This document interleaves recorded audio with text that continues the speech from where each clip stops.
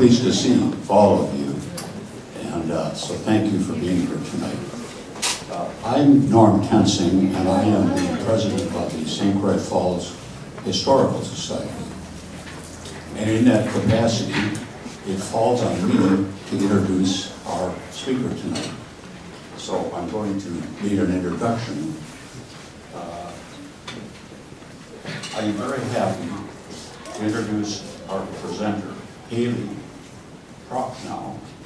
Haley joined our board of directors in August 2022 and is helping us to begin digitizing and sharing our collection with the public. Beyond holding a position on our board, Haley has been working independently researching the Silverbrook Mansion history since 2021. The 1895 mansion that used to stand within present-day Interstate Park served as the St. Croix Valley Country Club for residents of St. Paul's Rondo Community in the 1950s and 1960s. Tonight, Haley will present us with a closer look at this time period, as well as the property construction to its demolition in 1974. We are looking forward to Haley's presentation of research tonight and future research projects in the future. Please join me in welcoming Haley.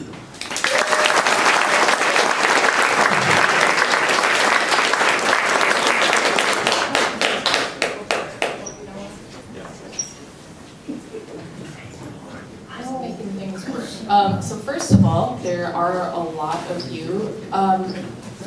How am I sounding in the back? Can people hear me all the way? Up more. Okay, so we might need to adjust the volume. I will try to talk louder. Okay, so before we jump in, yes, thank you, Norm, for that introduction. I did join the St. Croix Falls Historical Society's board in August of 2022, so I'm fairly new to the organization. But I did start researching the Silverbrook property in 2021 after hiking the 2-mile loop trail in Interstate Park. And some of you may know that there is an audio tour that you can take as you're walking along the trail. But the history covered there really stops at the copper mining era and the era of prior to Interstate Park being developed.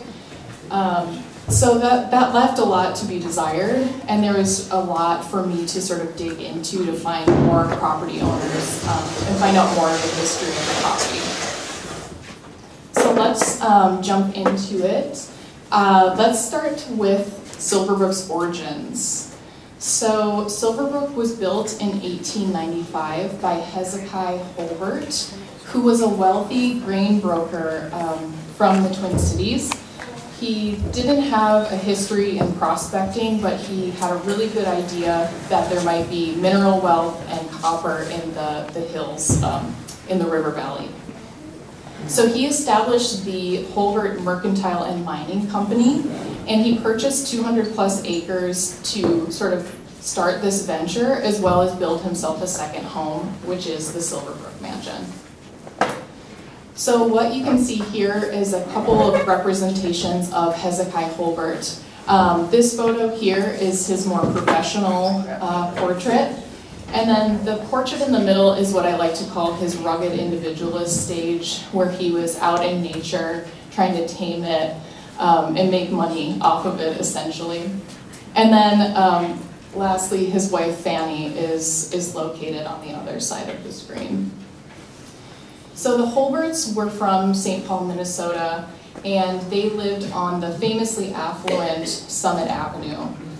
What you see here is a Google Maps screenshot from 2021, along with a photo of the house from 1971.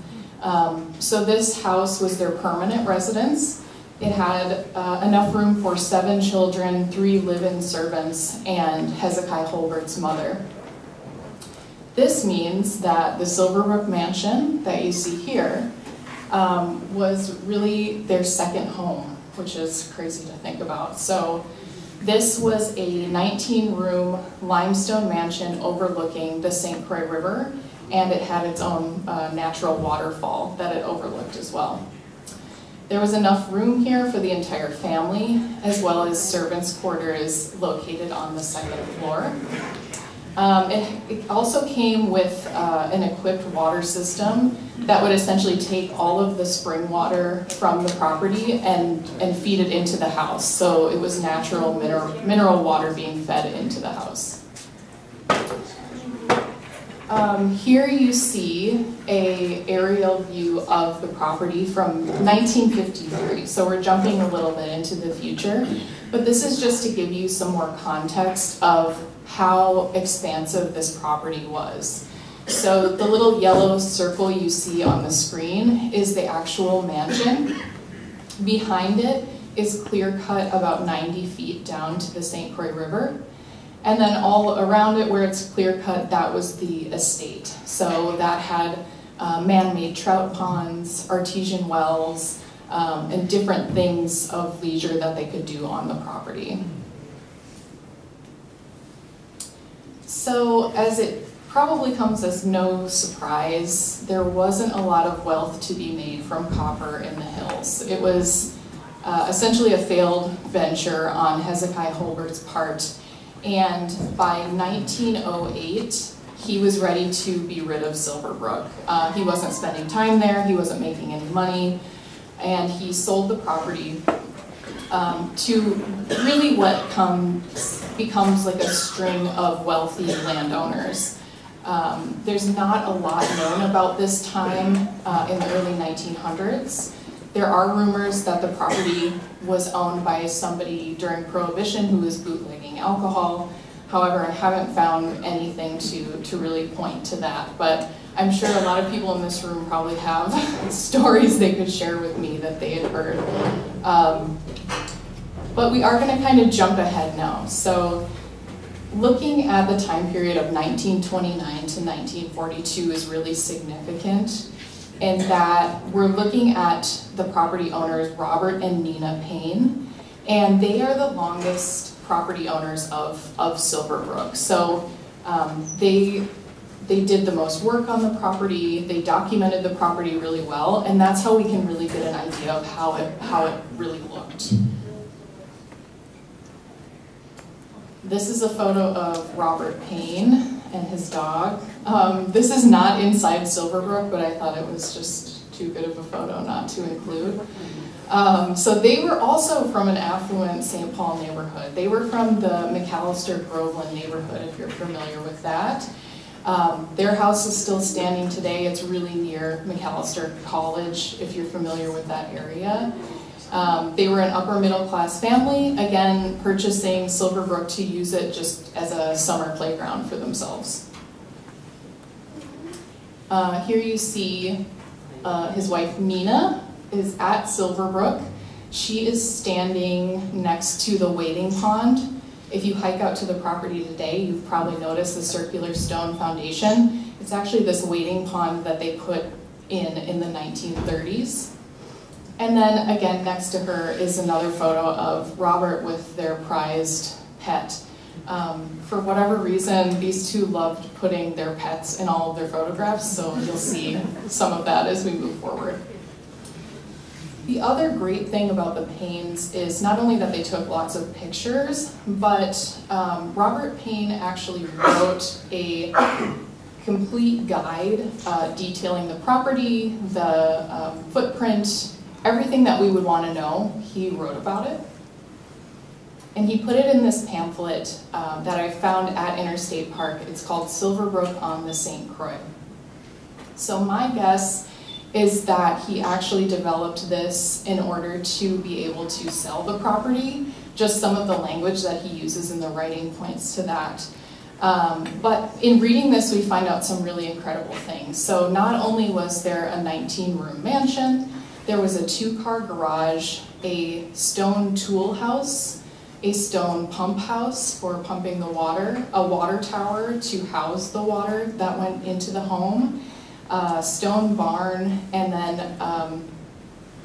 I think that's it, and the wells, and of course the trout ponds. So this was really an expansive property beyond the footprint of it just being a mansion.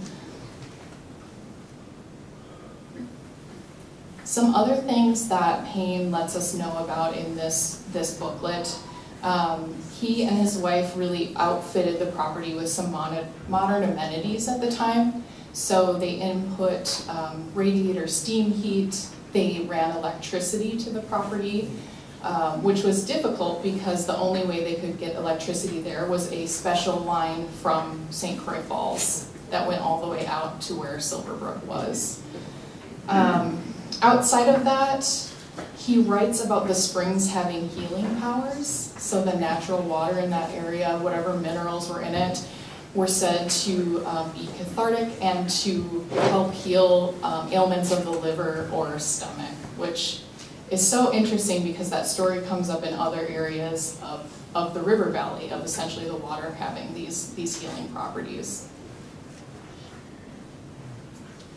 So also he does something great for us. He actually draws the complete blueprint of the house, so we can get an idea for what the inside looks like a little bit, for those of us who had never been inside. This is an expansive property with 5 bedrooms on the main floor, like you can see here. The best part is, and I know, I'm so sorry, people in the back cannot see this. On the back of the house, there's a 41-foot screened-in porch that overlooked the St. Croix River as well as the falls, the Silverbrook Falls that were probably about 50 feet away, and then the river, of course, 90 feet down. On the second floor, it's equally as grand. So there's a great hall that leads to a balcony. There's 2 more full bedrooms. The servants' quarters are on the second floor. And there's a sewing room and storage. So now I want to look at some of the Payne's great photography work, again, to really build the context for what we're talking about today. So this is a view from the lower trout pond of the mansion. And then here we can see the construction of the wading pool that I mentioned earlier. So it had a 20-foot fountain in the middle, if you can imagine that. And they put this in about 1930. This should look familiar to you. The columns that you see on either side of the driveway are still in the park till this day. Granted, they look a lot different. They're a little overgrown, but it is nice to see those remnants of the property in that way. So similarly to that last photo, or I guess alternately to that last photo, this is if we were up by Highway S, if you know where that is, and looking down toward the mansion. So north and down. I think it's really amazing to just see how much space that this house actually took up, especially when you go back there now and it's all natural area. This was an interesting choice of Robert Payne. He decided to give us this searchlight view, and he made special note that he took this photo at 10 p.m. at night. And it really just gives us an additional perspective of some of the details of the house and what it might have looked like. This, again, is another example of them using their pets to, I don't know, make cuter photos. So if you look closely, the dog is in the cab of the pickup truck. And if you look really closely, the pickup truck has detailing on it that says Silverbrook. So it definitely had its own branding as a complete estate. This is a special photo because this is the view from the back porch. So if we were standing on that 41-foot expansive back porch, this is what we would have seen at that point in time. And again, you go out there now, it's trees, you can't see the river until it's right in front of your face. So this is pretty special to be able to see. And now this is what the mansion would have looked like from Minnesota. So if we were standing on the other side of the river, we can see where the arrow is pointing. Here, I'll zoom in a little bit. that the mansion takes up a lot of the landscape. So this is something we're just not used to today, especially with the Wild and Scenic Act. We're not used to seeing big buildings jutting out off the top of the river bluffs or anything like that. So it definitely didn't blend in, and that was on purpose. So now that you have a better idea of what kind of expanse that the Silverbrook property really covered, again, it's on 200 acres. It goes beyond just being a 19-room limestone mansion. I want to focus specifically on the property owners during the 1950s and the early 1960s. After the Paynes owned the property, a family owned it. They were going to run it as a ski resort. Essentially, that only lasted for one season, and then that family sold the property again. So it's like a rotating door of property owners sort of selling off Silverbrook. But after that, Annabelle and James Rideaux were the new proprietors and the owners of Silverbrook.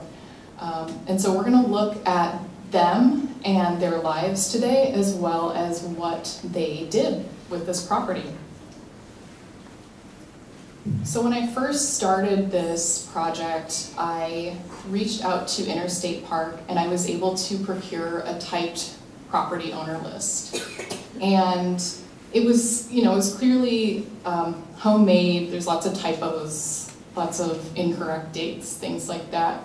But what really stood out to me was this, this listing of property owners as James and Annabelle Rideaux, and all it says underneath it is that they operated a drinking club for blacks from the cities. And I was like, that seems really dismissive to me, and there must be more to this story. And so it's really that line that kicked off this interest, and that really fuels the rest of the story for me. So with a show of hands, and there are a lot of you here, I haven't forgot that, who's familiar with the Rondo neighborhood in St. Paul? Okay, good. So a lot of you are familiar with that story. For those of you who aren't, I'm going to dive a little bit into the history of that neighborhood. And this is where James and Annabelle were from. So the Rondo neighborhood was in St. Paul, and it was home to 80% of St. Paul's African American population. It was a flourishing mixed income neighborhood with a really strong middle class. And outside of that, it was home to union halls, businesses, public gathering spaces, schools, community centers. I mean, it had everything that you would want in a great community. The other unique aspect of Rondo that we don't often talk about is that it was home to just an amazing amount of social and civic clubs. And really this came out of a need in the early 20th century because black residents weren't welcome in the restaurants, in the clubs, in the hotels that everybody else was. And so the safest and best place to go was Rondo, and to really commune with your neighbors and start your own social clubs. So today you will hear me talk a lot about this history of civic and social clubs, and I'll reference some of them, the Cameo Social Club, the Credjafon Social Club, and the Twin City 40 Club. They come up in this presentation today. This meant, they're self-organizing, these groups. This meant that meeting places sort of had to be ad hoc, right? So large groups of people, where do you meet? Community halls like this, or you're forced to meet at your church, or you're maybe meeting at homes of individuals, you're meeting in basements, backyards. You're finding the spaces where you can really exist as a community. So looking specifically at James first, James was born in Louisiana in 1906, and I don't know a lot about his venture north to St. Paul, but when he got here, he started working at the University Club and then later at the Town and Country Club in St. Paul. So if you're familiar with either of those clubs, they're still in existence today, and they are like the affluent country clubs that have been around forever. in St. Paul. After his time working in country clubs, he went to work for the railroad, as many of the men in Rondo did at that time. And he was actually a red cap night captain. So the red caps were there to sort of help you navigate train travel at Union Depot when you came into St. Paul. One unique aspect of their job is that when black travelers would come in and they're like, where do I stay? Where am I welcome? Where am I safe? A red cap would often tell you, just go to Rondo. And specifically, Annabelle Rideaux had a boarding house in Rondo for such kinds of travelers. So that's a really interesting piece of, they're there to do one thing, but they could also help residents find a place to stay. The other piece of James's life is that he was extremely spiritual and was a founding member of Camper United Methodist Church. And then later, he was on the board of trustees there. So he and Annabelle were really engaged in their church in that way. When James passed away in 1990, he was awarded a posthumous Roy Wilkins Award. And this is an award given by the NAACP for their dedication to the struggle of civil rights. So James won one of these awards, again, after he was deceased. But I think this really speaks to his character and really sort of, you'll see as I go through the presentation, he was very involved. The other thing I have on the screen, and I'm sure you can't read it, is James's World War II draft card, which again was one of the first things that I found when I started this project.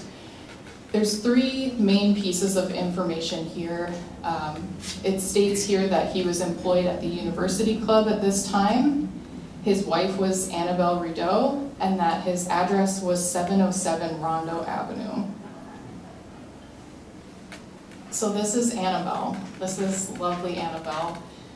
She was also born in 1906, but she was born in Alabama. She moved to Minnesota in the 20s, likely in search of opportunity. She had a lot of family members that had moved north as well. And the amazing thing about Annabelle is that very shortly after she arrives, her name starts appearing in the society columns of the newspaper. So she is everywhere in the St. Paul Recorder and the Minneapolis Spokesman. What we find is that she was a really gifted seamstress and teacher, and she taught community homemaking and sewing classes in the Rondo neighborhood. Some of her descendants told me that she possibly tailored suits for John Dillinger, which I thought was an interesting side note. I don't have any proof of that to share with you today, but that is pretty cool. Outside of her gifts, Annabelle was a member of so many things. So she was a member of the Order of the Eastern Star, which is the female version of the Shriners, the St. Anthony Hill Garden Club, the St. Paul Urban League, the Cameo Social Club, and then she was the Housing Committee Chair for the NAACP National Convention in 1960. So on top of her being incredibly civically engaged, she also owned a country club, which we're here to talk about today, and she operated and owned her own dress shop in the 1960s. So I don't know when she found the time to sleep, but she was everywhere. What you see here is Annabelle in the center in the black dress, off-shoulder dress with the great smile. And this would have been around the time that she owned the country club. So this is a Cameo Club Christmas party that's depicted here. So around the same time that we're talking about today, Rondo was facing, I know, he's probably really embarrassed. Rondo was facing destruction, imminent destruction. So basically the city of St. Paul, in the name of urban planning, said, we want to put Interstate 94 right through the middle of Rondo, and that was the neighborhood they chose. And so what did this really look like? I mean, it sounds devastating, right? But what that meant is that 700 family homes were lost. On top of that, 300 businesses were either closed or torn down and forced to move. And to make matters worse, families were offered inadequate compensation for this forced relocation. Outside of monetary loss, we often don't think about things like public schools were torn down, public parks, the community centers that I talked about. All of this was destroyed in the name of urban renewal. So it left Rondo really reeling during this time period of 1956 to 1968, which then brings us to James and Annabelle's home. So I mentioned earlier that their address was listed as 707 Rondo Avenue, and this is really the only evidence of this home I could find. This is an old fire insurance map prior to the construction of I-94, where I was able to find their parcel, and I've circled it with a big yellow circle because it's pretty tiny to see. And then this, alternately, is where their house would be today. So it's pretty bleak looking at it here, but I'm really amazed with the way it was announced in the newspaper. So I'll read it to you. Come December 1st, Mr. and Mrs. James Rideaux of 707 Rondo Avenue will be greeting their friends in their newly decorated and remodeled home at 765 Marshall Avenue. So I don't know about you, but that shows a lot of grace on the behalf of people who've been essentially forced to leave their home that they had since the 30s and then move to a new home. So all the while, this is a lot of lead up, but we're gonna go back to Silverbrook. James and Annabelle Rideaux took this opportunity while the meeting places of Rondo were being shifted and demolished and all of this upheaval's going on. They opened a country club. So they decided, fine, we're gonna go out of the city and we're gonna open a gathering place in the St. Croix River Valley. Some of you might think, well, that's weird. You know, how did they decide on our little tiny slice of life up here? But in my research, I found that there's actually a really long history of these civic groups and social groups holding different picnics and celebrations and gatherings in our area or in surrounding areas. So what you see here are photos from a Cameo Club summer picnic. This is particularly from 1937. So again, it just wouldn't have been unusual that they saw this as a viable place to meet.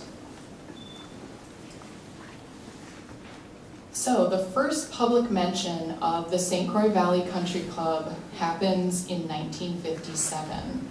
From what I've learned, 1956 they acquired the property, and Annabelle, who was a vehement decorator, overhauled and redecorated the entire inside of the house to make it more comfortable for guests at that point. So like I said, they open up the doors in 1957, and I'll read you the kind of announcements that we've seen in the newspapers. So the one that says St. Paul Spotlight. 30 Cameo members and guests thoroughly enjoyed a club meeting held at the beautiful St. Croix Valley Country Club, Saturday, August 17th. Mrs. James Rideaux was hostess. The group assembled at the home of Mr. and Mrs. Harold Richardson, 871 Rondo, and journeyed to the club by bus. So they were organizing in St. Paul, and then they were coming up here and having an awesome time, which I think is just so great to read about. What did this really mean? So what could they do? So beyond just socializing, if you think about it, there was hiking, fishing, archery on site, and then what I've learned about Annabelle is that she loved to play games, and she always had a game of pinochle going on the back porch overlooking the St. Croix River, which is pretty cool.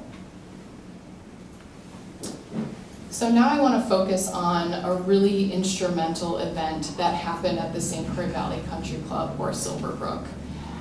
What I found in my research is that in 1957, the St. Paul branch of the NAACP, they held a installation ceremony and celebration, which would have meant all the board members meet up and their invited guests, and they installed the new officers for the 1957 year. Outside of that ceremony, they also wanted to have an open discussion about the moral aspects of segregated housing. So that was the, sort of the theme or the topic of the night.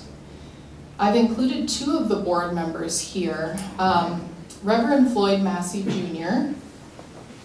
My laser pointer won't work. Right here. Reverend Massey was the first black man ever elected chairman of the State Pastors Conference. So that was an honor on the national level. Outside of that, he was an avid activist for housing equity, which would have made sense what the topic was that night. And then the other man that you see here is Reverend Denzel Carty, who was also a board member at this time. He was also an activist for housing equity, but beyond that, fought for the desegregation of public schools and workplaces. And most interestingly, Reverend Carty in 1961 lobbies to the Minnesota State Legislature and actually gets the Minnesota Fair Housing Act passed. And so this prohibits discrimination in housing in Minnesota at that time.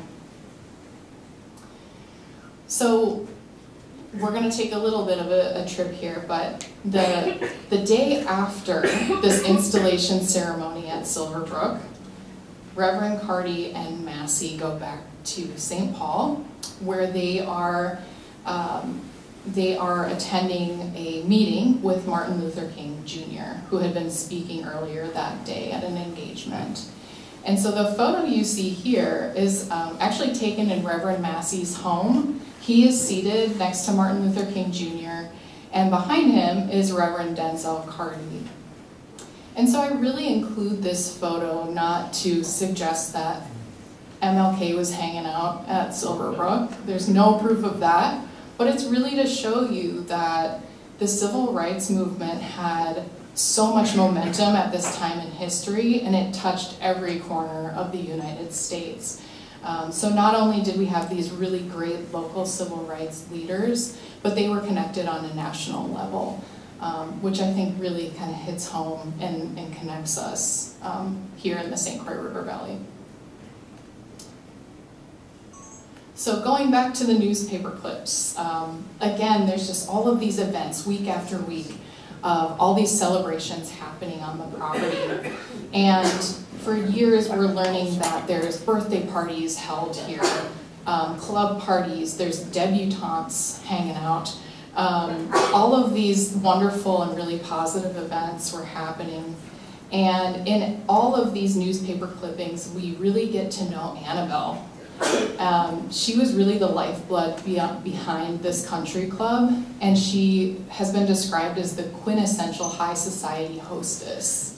So this was really her venture and her dream. While James, he was a part of it as well, but he was described more as the maintenance man. He wanted to hang out in the background, he wanted to go hunting, he didn't have any need for dressing up and like putting on airs. So, as I mentioned earlier, Annabelle is incredibly civically engaged, and one of those clubs is the Cameo Social Club. And this one is especially important to her history. So this club was actually started in the 1920s by Annabelle's sister, and then she later, when she moved to town, became involved. What you see here is points to Annabelle's kind of role in this Cameo Club. She was the chairwoman of the debutante cotillion that they had every year. So she was responsible for reaching out to parents in the Rondo community and saying, we think your daughter would be great for this program. And she lists off all the activities that they do as a part of the cotillion program. She hosted a charm school as a part of this, so teaching manners, more traditional manners, formal luncheon skills. And then the most interesting piece of this cotillion is that they would host a slumber party at the country club every year. So this meant that the debutantes got to get out of the city and have a weekend at the country club. So looking a little bit at the Cameo Club, you'll get a sense of how luxurious it was. They're hosting formal events, women in corsages and formals and costume jewelry.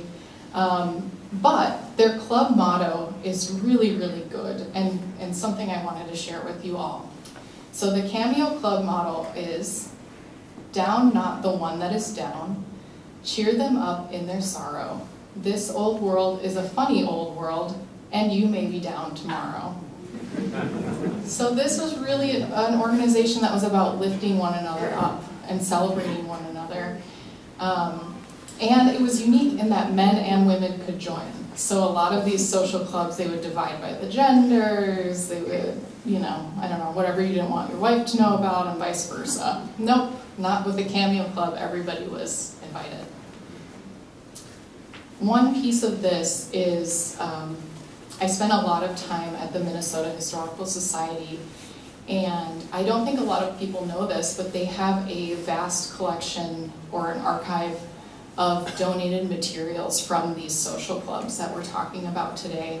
And so what you see here is a personal scrapbook of somebody from the Cameo Social Club that was donated. And this is where I found a lot of my information. It's just this candid scrapbook, beautifully put together, but it holds so much history. So for anyone that's interested in historical research, if you can ever go to the Minnesota Historical Society, to the Gale Library, it's open to the public, it's free, and they have just a lot of amazing things there. So again, another aspect of the Cameo Club that was interesting to me is how it evolved over time. The picture you see on the right is an earlier photo of the club, probably in the 30s or 40s. And you notice they're kind of like rambunctiously meeting in a living room, having a good time. And then as attitudes shift, the club grows, everybody is a little older. Like the photo on the left here, Annabelle's in the front row, kind of lounging. But everybody is just formal to the nines, and they're in a rented ballroom at a hotel. So the club really grows and shifts in this lovely way over time. And here we have a photo taken on the 50th anniversary of Cameo Club in 1975. I put stars over James and Annabelle's heads so you could point them out easily or pick them out easily in the photo. Another thing that I found at the Gale Library that was directly connected to the St. Croix Valley Country Club is this cotillion program of events from the year of 1958. So I'm well aware you can't read it from where you're at, but I will read it to you. What this entailed was a garden party, a luncheon, and then a slumber party at the St. Croix Valley Country Club. And the description of the slumber party is kind of interesting. So debutantes will remain at the country club following their luncheon. Sportswear is the favored style for the slumber party. You will be served in the evening and have breakfast in the morning on Sunday before leaving for the Twin Cities. There will be chaperones. So this was a no-nonsense program for these young ladies. So what we have here is the debutantes. So we haven't seen them yet. On the, I guess it would be your right-hand side of the screen, we see the debutantes actually inside Silverbrook. So this is the only known photo that I have of the inside of the mansion, and it's glorious. So they're all seated on the grand staircase on the first floor and smiling at the camera. This appeared in the newspaper to sort of announce that the cotillion program was underway for the season. After this slumber party, they would have traveled back to the Twin Cities, where they would have had the overall ball at the end of the season. And that's what we have here in this other photo. So this is from the 1960 cotillion ball. And we can see that it was very, very formal. Mary Kay Boyd is shown here in a white formal gown. The girls wore white. And then her date is dressed in tails. So that's a lot. That was a lot of joy, and a lot of great things happened at the Silverbrook Mansion as the St. Croix Valley Country Club. But ultimately, we know that it doesn't exist today. So imagine that you're James and Annabelle, and you work in the Twin Cities, you live in the Twin Cities, you're trying to run a business here, and your neighborhood is slowly being disassembled. Eventually, it was just too much. And the proximity from St. Paul to here was too much to handle. And eventually they foreclosed on the property in 1962. All of that goes to say that this country club was clearly created out of love and probably what they wouldn't have called activism at the time, but really love for their community and providing a place where they could continue to be a community, essentially. So what we see here is the photo from 1974 that was in the local paper. It's a sad photo to look at. This is after a Los Angeles-based real estate developer purchased Silverbrook in the 60s. Vandals started to kind of wreak havoc on it. He hired a family to live there for a brief amount of time. But ultimately, he ends up selling to the state of Wisconsin, who was looking to expand Interstate Park. So along with the mansion, they received that over 200 acres of land that we know as public land today. While the state owned it, however, it really, really fell into disrepair from what I've learned from a lot of people who lived here at that time. Someone even mentioned that a vandal chopped a hole in the roof so they could just light a fire in the middle of the floor, which seems bizarre to me. So by 1974, the state was sick of owning the property, sick of wondering what are we going to do with this huge mansion. And so ultimately, that's what leads to the mansion being burned down and razed in that location. But again, those of you who've hiked out there, you can still see some of the remnants to this day. So we'll look at current day really quickly. I've included a few views here. So you can hike the trail from within Interstate Park, but then you can also locate the old driveway from Highway S. If you look really closely, the old limestone gates that lead down the driveway are still there, and you can hike down that as a part of the path. If you look really closely, you can see the remnants of the trout ponds that were man-made, as well as the artesian wells that were dug on the property. You have to do a little bit of digging, but once you find them, you're like, this is so amazing. This was part of something a lot bigger than this at one point in time. The other interesting aspect, and really the reason I think a lot of people hike that trail, is the falls that are promised at the end of the trail. They're not great, they're not grand right now, but from what I've heard, that when there was a water system on the property, the falls flowed really strong, and so strong that you could actually play behind them. So I spoke with Annabelle's grandsons, and they said when they were little boys, they would used to play kind of tag behind the waterfall, which is hard to imagine when you go out today. It's just a very peaceful, trickling waterfall. Again, the gates. So we saw the photos from the 30s earlier of the wonderful gates to the property. They are still there. They're graffitied, a little overgrown. They could use some love, but you can still see the driveway and kind of orient yourself to how that property looked at that time. I tried to take a photo of the foundation of that wading pond that you'll see when you're on the trail. A lot of people think it's a silo when you look at it, but now that you've been here, you know the true story, that it was a wading pond built in the 30s. So that takes us to, we have all this research. What am I going to do with it besides share it with all of you? I actually was lucky enough to hike the trail with Annabelle and James's descendants on Memorial Day of this past year. I met Annabelle's great-granddaughter, Sherelle, who is here hiding in the front row.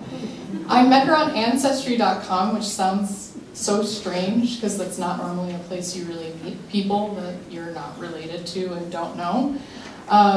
So we met on Ancestry, and it was kind of like a sign from the universe that she's working on a documentary right now about her ancestry and her healing process with that. So I went along with the family on a hike, and I got to learn a lot of the really cool history from Sherelle's uncles who spent time on the property. So with that, I want to kind of segue into, we have all this research, what can we do with it? Well, I'm using it to support Sherelle's effort.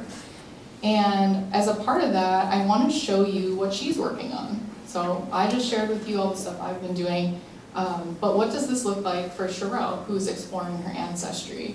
And I'm going to play the trailer for her film.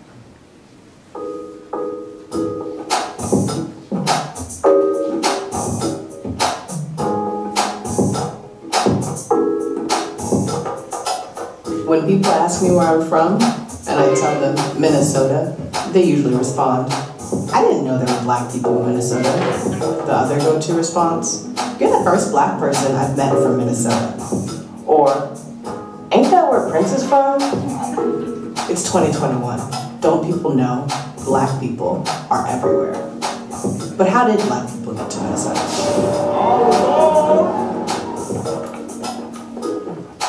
From a young age, I remember hearing stories about my great-grandmother, as if her life were a fable.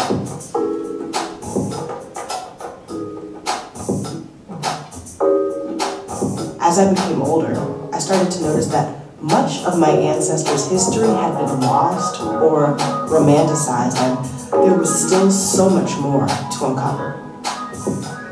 Through my investigations and conversations with family and friends, I learned more about my family's legacy before arriving to Minnesota. Really, their journey to St. Paul is a part of a larger voyage of the Great Migration, which many Black Americans share. It's within exploring that curiosity I traveled to Birmingham, Alabama, to more deeply connect with the land, the heritage, the history, and the culture from which our ancestors came. While I journey into my own healing, I hope to empower other African Americans to connect with the light and dark of our past. As Black people in America, our history is complicated, oftentimes not affording us the privilege to preserve it or even recall it. But through this journey, I am reminded of the words of Maya Angelou. I come as one, but I stand as 10,000. Through grounding myself in the presence of the past, I feel their endurance and strength within me, encouraging me to open doors they couldn't and to connect to their power so future generations can hold tight to a heritage and history that American society has tried to take away from us. I'm not sure all I might uncover on this journey, or if I'll ever think about home the same way again. But two things are for sure. There are Black people in Minnesota, and we are healing.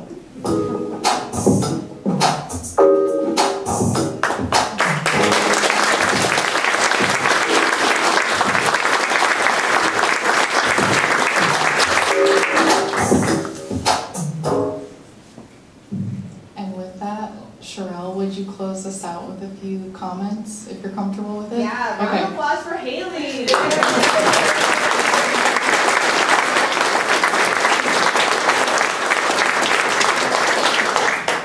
To keep this brief here, I'm going to jump onto this cord. Okay.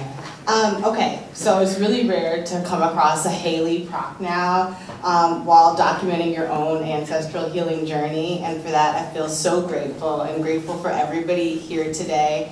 I was always so fascinated by the story of my great-grandmother, and I could always feel her spirit living within me, but it wasn't really until I met Haley that I felt like I knew the nuances of her story, of her life, and just the magnitude of the impact that she made on others.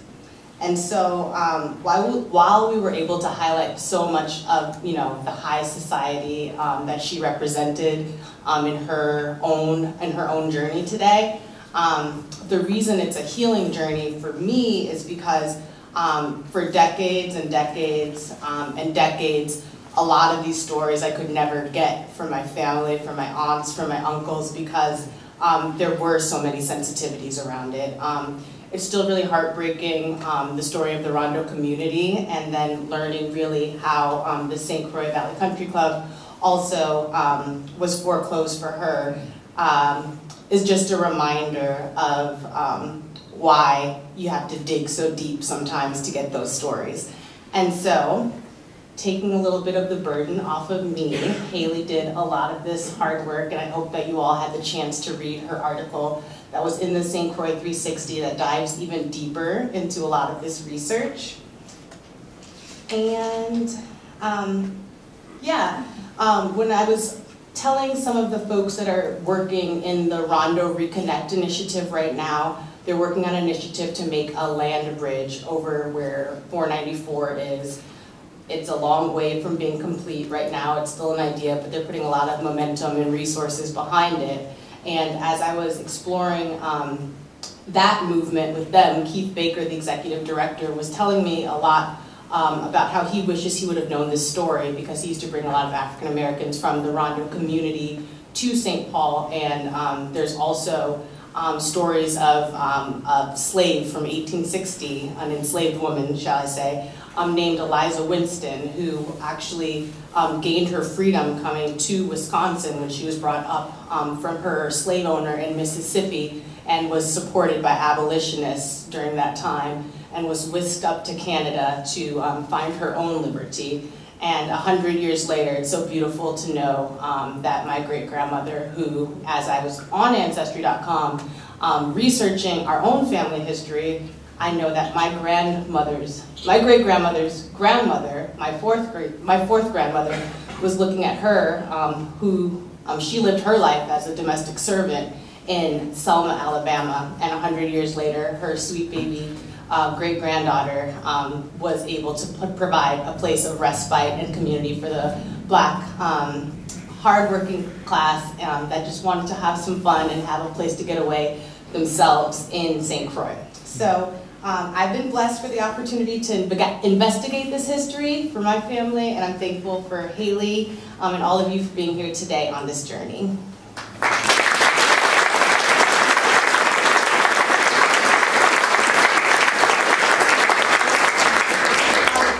We do have some heirlooms of my great-grandmothers that we brought today, including this French provincial table, this fancy vase thing that I don't know. And then we have some more photos as well from the debutante cotillions and other events that happened at Silverbrook, if you want to finger through those.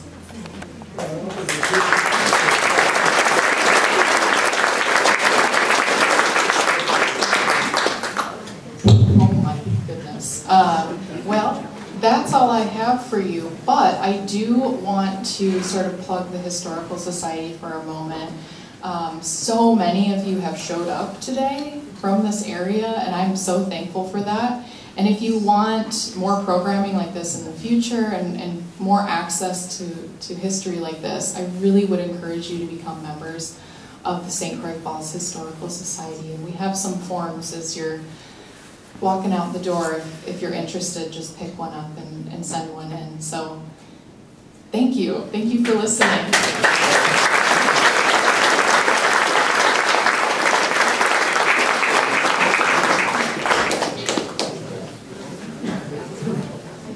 Thank you, Haley, for that wonderful program, and very riveting These programs have been a part of our past as well as our future. And I'd like to recognize a person tonight that is responsible not only for our historical society here in St. Croix Falls, but a past president that served us for so many years and did such a great job, Mr. Durand Landy.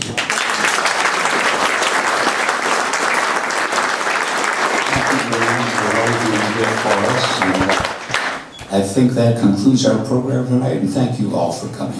Thank you.